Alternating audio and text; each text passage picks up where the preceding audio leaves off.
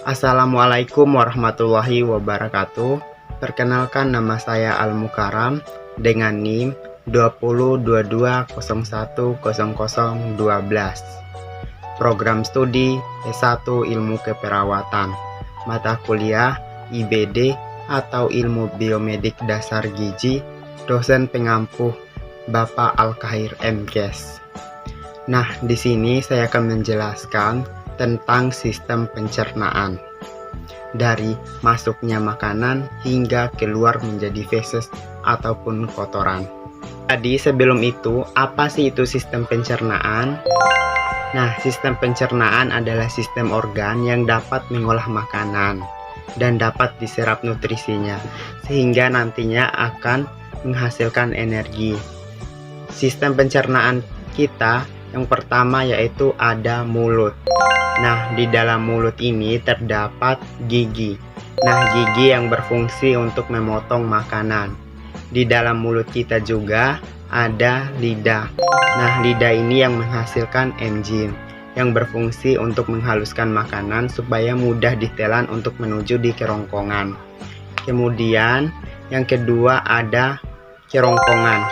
Kerongkongan ini adalah saluran yang berbentuk tabung yang memiliki panjang 20 cm. Kemudian kerongkongan ini juga yang menyambungkan dari rongga mulut sampai di lambung. Nah, di dalam kerongkongan terjadi gerak peristaltik, yaitu gerak mendorong yang dilakukan oleh dinding kerongkongan yang berfungsi untuk mendorong makanan untuk menuju ke lambung. Jadi yang ketiga yaitu ada lambung. Nah, lambung ini adalah organ pencernaan yang sangat elastis yang berbentuk seperti kantong, terletak pada rongga perut bagian kiri atas. Nah, di dalam perut ataupun lambung terjadi pencernaan secara mekanisme dan kimiawi. Nah, pencernaan secara mekanisme ini adalah pencernaan yang dilakukan oleh dinding dan otot lambung yang berfungsi untuk meremes dan mengaduk makanan. Kemudian pencernaan secara mekanis kimiawi ini adalah pencernaan yang dilakukan oleh getah lambung yang menghasilkan kelenjar getah lambung. Nah, getah lambung ini terdapat 3 enzim, yaitu enzim pepsin yang berfungsi untuk menghancurkan protein menjadi pepton. Kemudian yang kedua yaitu ada enzim renin. Nah, enzim renin ini yang berfungsi untuk menyedapkan protein susu supaya menjadi kasein. Kemudian yang ketiga yaitu ada enzim asam klorida. Nah, enzim asam klorida ini yang berfungsi untuk mengasamkan makanan supaya membunuh kuman yang masuk bersamaan makanan yang kita makan tadi. Kemudian yang keempat yaitu usus halus. Nah, usus halus ini adalah usus terpanjang di dalam sistem pencernaan karena panjangnya mencapai 6-7 meter. Nah, di dalam usus halus terdapat cairan khusus yang dapat membantu penyempurnaan pencernaan makanan. Dan kemudian usus halus ini dibagi menjadi 3 bagian, yaitu usus 12 jari, usus kosong, dan usus penyerapan. Usus 12 jari ini adalah usus yang memiliki panjang 25 cm yang berfungsi untuk mencerna makanan dengan bantuan getah pankreas dan getah empedu. Nah, getah pankreas ini adalah getah yang dihasilkan oleh kelenjar getah pankreas dengan enzim amilase adalah enzim yang berfungsi untuk mengubah zat tepung hingga menjadi zat gula.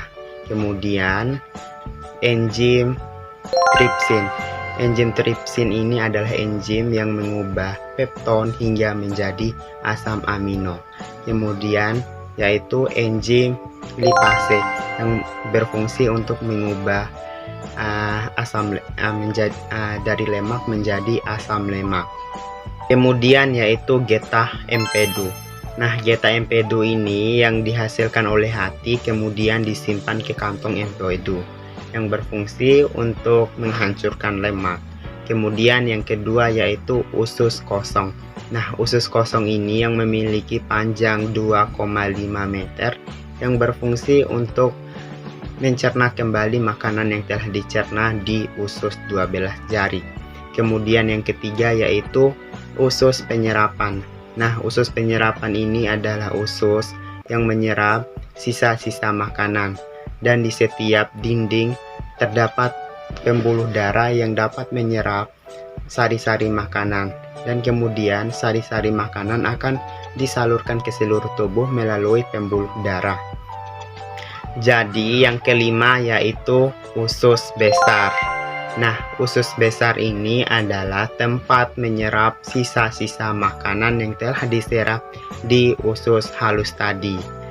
Nah, di usus besar ini terdapat bakteri yang bernama E. coli, yaitu yang membantu pembusukan makanan.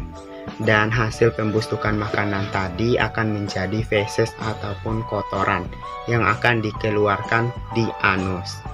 Kemudian bagian yang keenam yaitu rektum. Dan rektum ini adalah ujung dari muara usus besar tadi, yang berfungsi untuk penyimpanan feses sementara, dan ketika rektum sudah terisi feses akan terjadi pemberian kode, yaitu pemberian kode ingin membuang air besar. Dan kemudian yang terakhir yaitu ataupun yang ketujuh yaitu anus. Nah, anus ini adalah bagian bawah pantat yang berfungsi tempat pembuangan terakhirnya keluarnya feses. Nah, jadi sistem pencernaan kita yang pertama yaitu ada mulut, kerongkongan, lambung, usus halus, usus besar, rektum, dan anus. Nah, mungkin itu saja yang saya bisa sampaikan. Lebih dan kurangnya mohon maaf. Wabillahi taufiqul hidayah. Wassalamualaikum warahmatullahi wabarakatuh.